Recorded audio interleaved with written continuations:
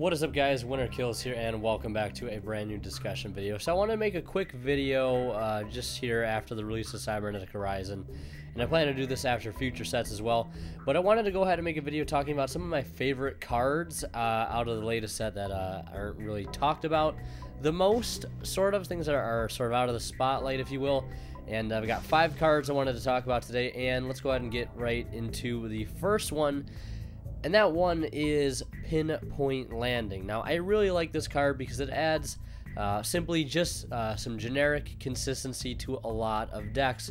And it is a continuous spell that says basically if exactly one monster is special summoned to your field, and that's it, you get to draw a card.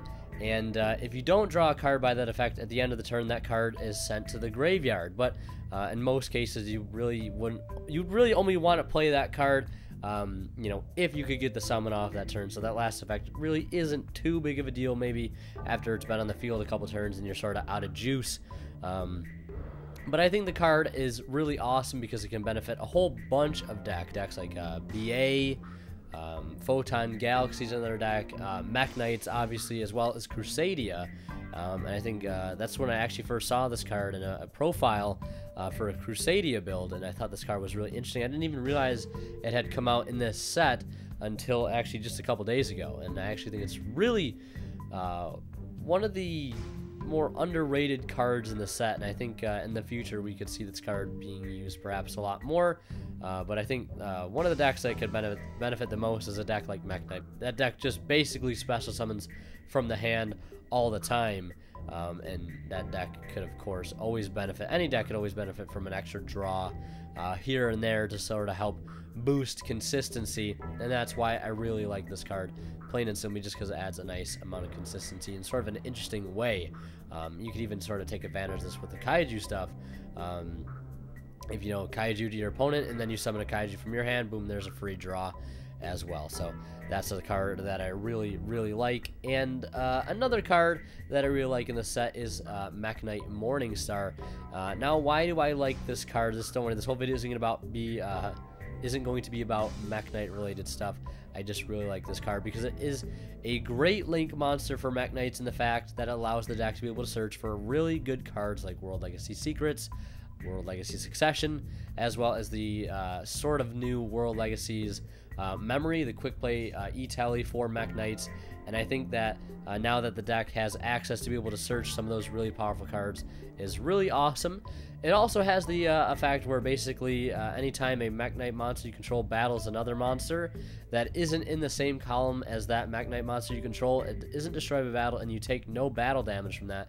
I think that's interesting because it sort of forces your opponent to sort of line up their monsters with yours, which could help you set up column plays, you know, Mech Knight friendly columns, if you will, for you on the following turns. You sort of can predict where your opponent's going to summon their monsters if they plan to do any damage to you in the battle phase whatsoever.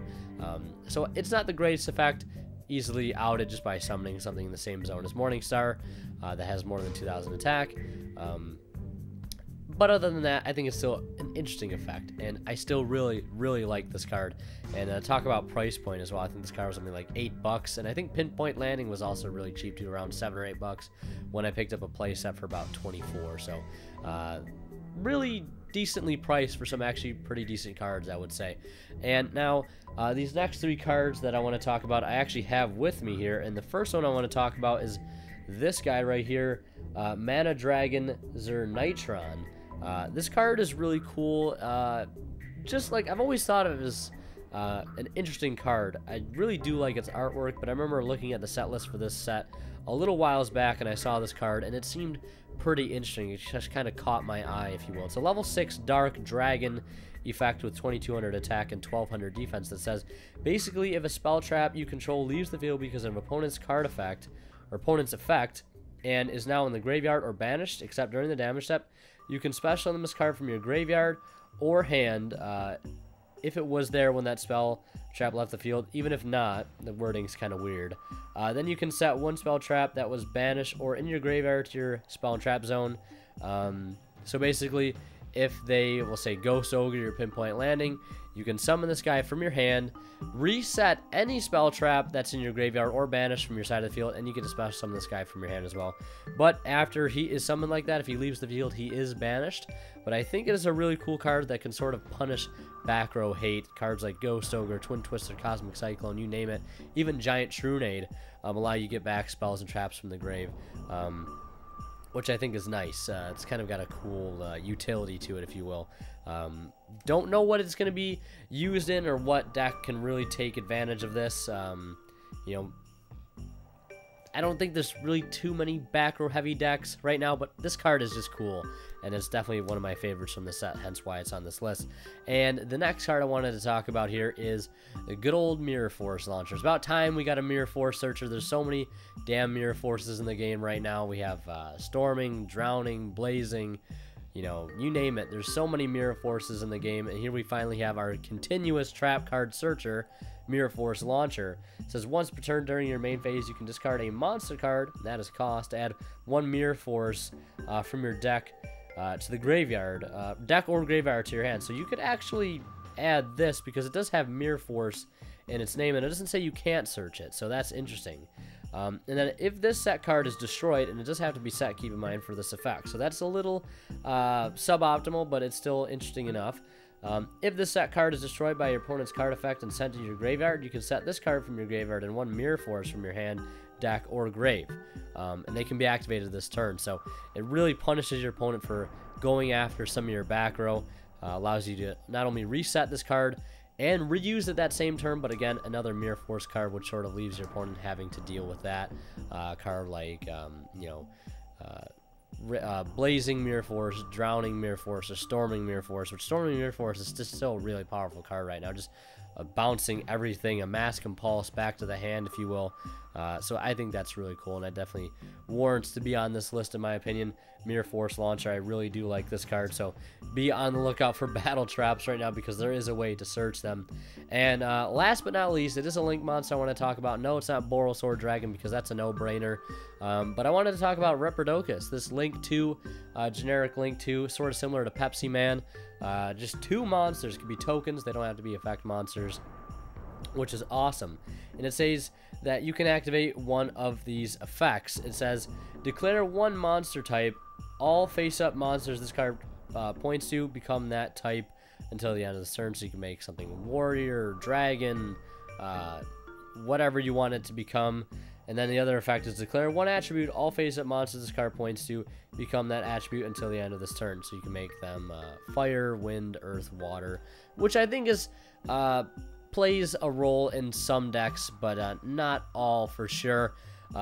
It does have potential. It's an interesting effect. I think a walking DNA surgery and transplant. I haven't really seen too many decks abuse this card, but I think, like I said, it's got a lot of potential.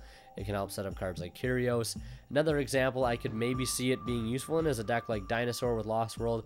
I know there's been problems with cards like Dolka and Lagia. Losing that 500 attack and defense to a card like Lost World, you could just use this, point to Lagia, make him Dinosaur. It's not the greatest example, but, you know, just get that extra attack boost until the end phase, which I think is nice. It does have some potential. You could actually kind of use it to screw up some of your opponent's plays. If they need a warrior for something, you could just make it a worm or a dragon, something they really can't use if they're relying on something like that. So I do really like that, and I think it's got a lot of potential. I sound like a broken record at this point, but a lot of these cards have some really awesome potential. That's why I wanted to make this video. Some less sort of talked about cards on the set that I think I really do like, and hopefully you like them as well. Maybe you didn't know about any of these cards, you do now.